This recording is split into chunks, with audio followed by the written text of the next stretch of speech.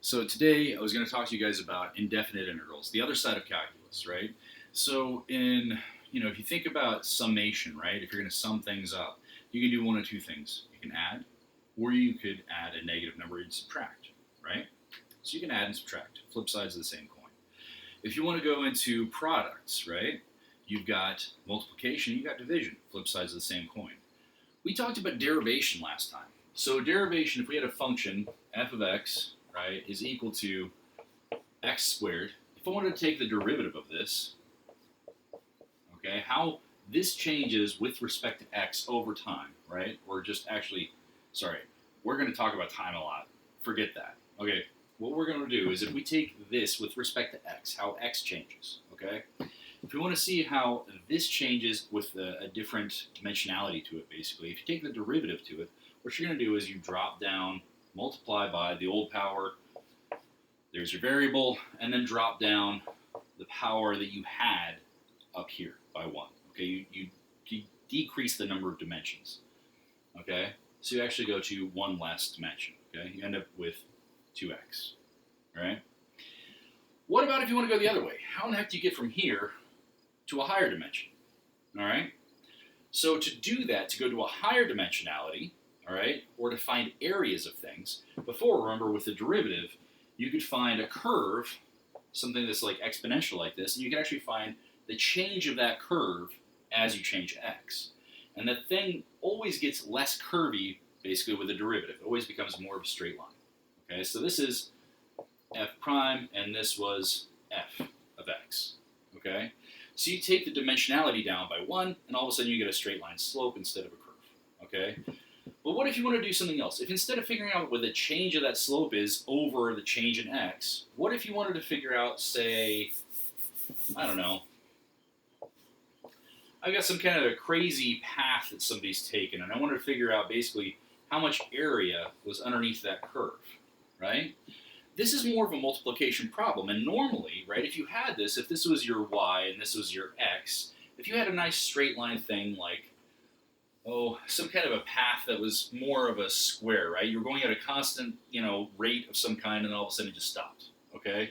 If you wanted to figure out the area under here in normal terms with nice linear things like this, if this is y and this is x, well, to figure that out, you just multiply y by x, right? Length times width, right? That gets you your area. Length times width, or in this case, because you have, y times x or x times y, right? Same difference. So this is kind of a multiplication problem, right?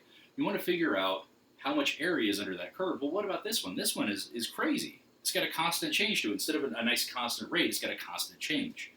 Well, how in the heck do we find the area under that curve? Well, you need some calculus, okay? And this kind of a calculus to find the area under that curve. And really, it's between the curve, if we were to extend this out, do something crazy with it, if you wanted to figure it out, it's actually the area between the curve and the axis, okay? So be careful with that and make sure you understand that part first, okay? But let's just go with a simpler example to start, okay? How do you find the area under the curve? You need an integral, okay? You need a higher dimensionality because instead of a straight line, which is just the first power, you need an area which is x times x, right? Length times width. You need to have something to the second power. So to find this one, you actually do the opposite of what you do for a derivative, basically, okay? So if your original function is here, let's call it like maybe negative x squared, something flipped up on its head, okay? We want to figure out what the area under that curve would look like. Well, and I know this is offset, but we'll just go with it for now, okay? The way that we're going to do this is if you want to do that, you have to use an integral, and this is the symbol for an integral. Okay, so what is the integral of this function with respect change? This d means change in, right? With a change in x, or with respect to looking at x, the variable x here. Okay, so if we want to do this, here's how you do it.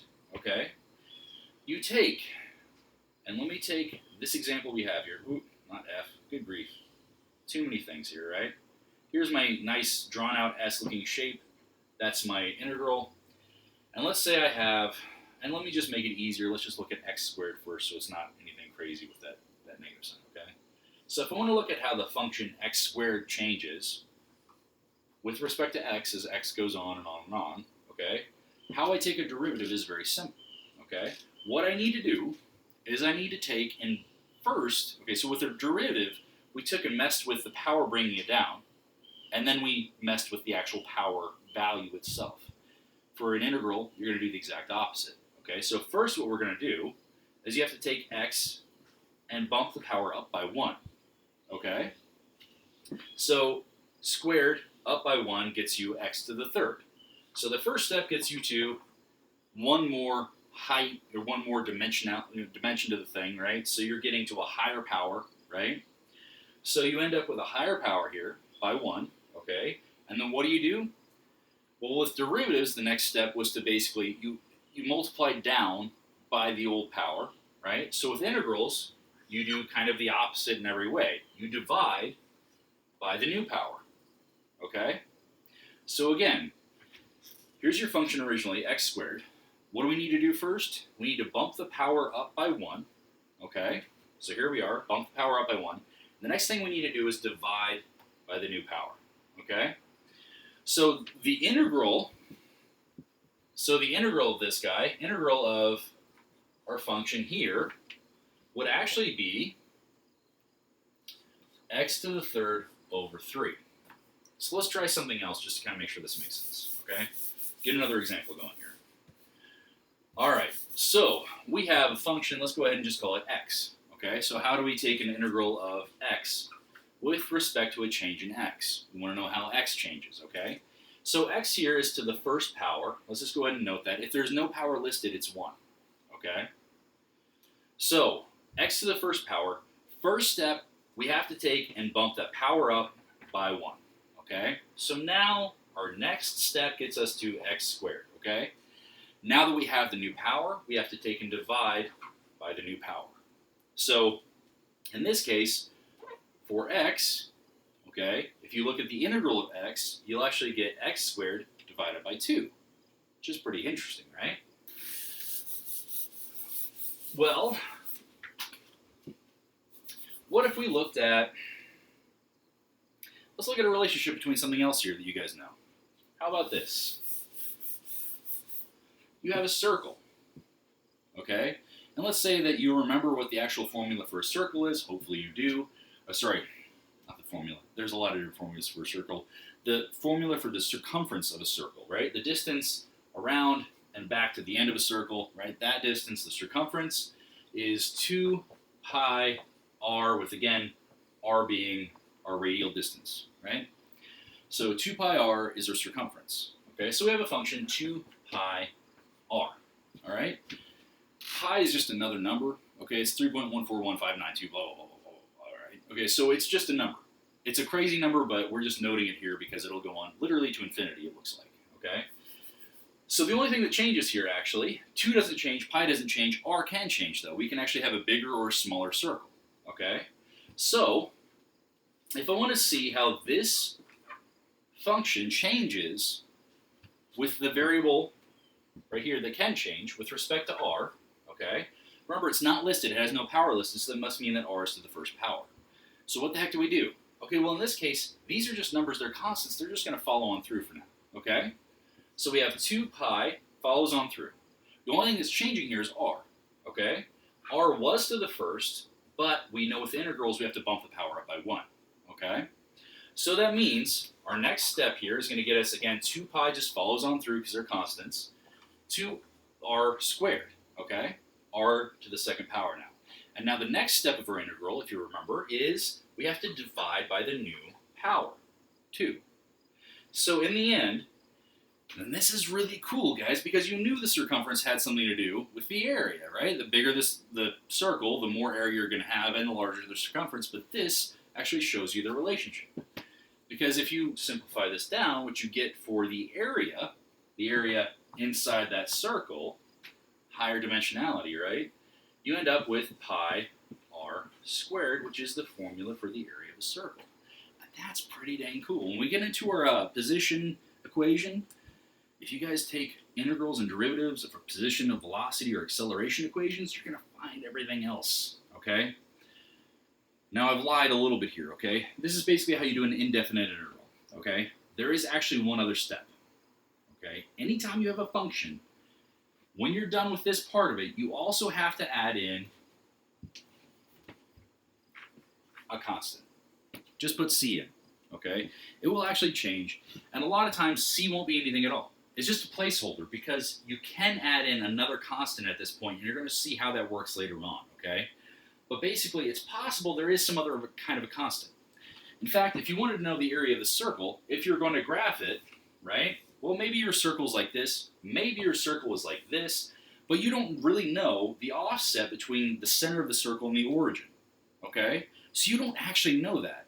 There's some information that's been lost in doing this, okay? You can actually figure out what the function looks like, but you can't actually know where it started from just by doing an integral. And that is why you always have to add in a constant at the end. That's the last step. And you only have to do that with indefinite integrals, right here, right? Only with indefinite integrals do you have to add a constant, but it's very important you do so. So let me go back, okay? Those examples that we had. All right, if we had x, we don't know how x changes with respect to x changing, right? So x was to the first. So when we did this kind of an integral, again, you bump the power up by 1, divide by the new power. X squared over 2 is our function. That's our integral of x. But you also have to add in the c. That's actually the last point that's very important because, again, you don't know if you have a parabola now, right? You have no idea. Sorry, if you had a straight line, that was x, right? X changing with something with y, right? As x goes up, y goes up. You don't know whether this line was here or up here or somewhere else. You have no idea. So you always have to add that constant back in at the end because you're starting with just this function, but not an idea of the origin of that function, okay? So this is your possible adjustment. A lot of times you don't need it at all, right? But that's an indefinite integral for you, okay? It's undefined as to where it started. It's indefinite, okay? Later on, next video, we're going to talk about definite integrals. You know that it goes from, you want to look at it from here at 1 over to here, let's say 5. You want to figure out what the area between those slices is. You've got a very well-defined area, and suddenly you can figure a lot of this stuff out.